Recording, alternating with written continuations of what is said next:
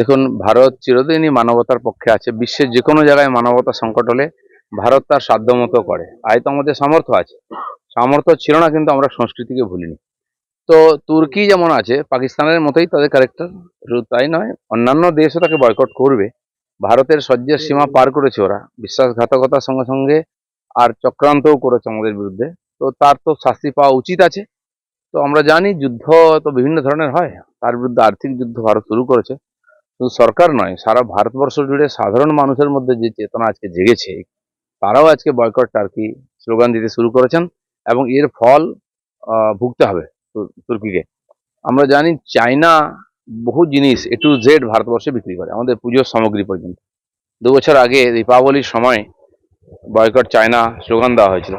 কমসে কম 50,000 কোটি টাকার তাদের ক্ষতি হয়েছিল ব্যবসায়। তো আমরা জানি ভারতের সে সামর্থ্য আছে, এত বড় বাজার আছে, প্রায় 150 কোটি লোকের বাজার, সবার কাছে এটা আকর্ষণীয়। তো তার যদি লাভ নিতে হয় আমাদের সঙ্গে ভদ্রভাবে মিশতে হবে, নাহলে তার বদলা নেওয়ার ক্ষমতা আজকে ভারতের আছে। পাকিস্তানের সুর নরম হয়ে গেছে, তারা পূর্ণম সাউকে কাল ফেরত দিয়েছে দুপুর সকালবেলা, আর সন্ধেবেলা ফেরত দিয়ে গেছে কোচবিহারের উকিল বর্মন। চাপ।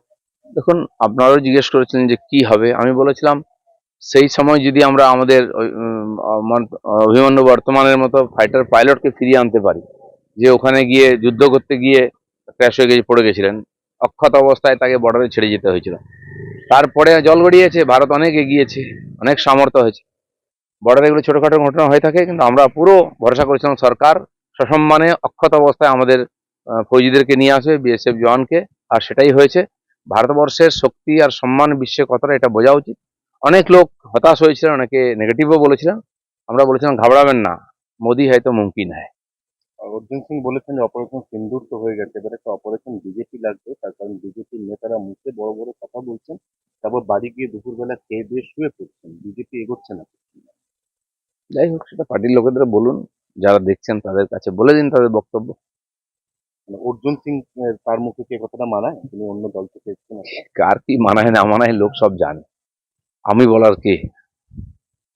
আজকে এসএসসির যারা চাকরি হারা, তারা 7 তারিখে দেখা করার চেষ্টা করেছিলেন যাত্রীদের সঙ্গে, তারা বলছেন যে আমাদের খালি বলছে স্কুলে ফেরো স্কুলে ফেরো, আমাদের চাকরিটার কি হবে তার কোনো গ্যারান্টি নাই। আজকে বিকাশ ভবনে তারা সবাই মিলে ঝাঁপিয়ে পড়বেন।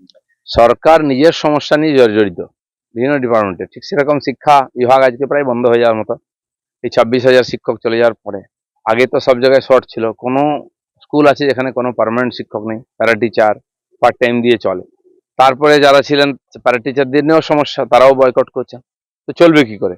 তো সেজন্য সরকার বারবার স্কুল যেতে বলছে, এই জন্য যে তাদের ডিপার্টমেন্টটা যাতে চলে। কিন্তু যারা যাবেন সেই টিচারদের চলবে কি করে, তাদের ভবিষ্যৎ কি, এটা পরিষ্কার না করলে লোক কি করে যেতে পারে এরকম অনিশ্চিত ভবিষ্যতের সঙ্গে।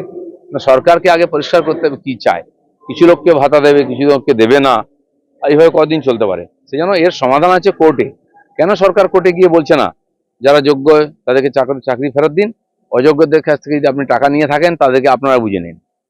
তৃণমূল কংগ্রেসের সোশ্যাল মিডিয়া ফ্যাম, তারা বড় করে ছবি টবি দিয়ে দাবি করেছে যে মমতা বন্দ্যোপাধ্যায়ের জন্যই পূর্ণাম সহ ফিরে এলেন, মমতার ছাপ।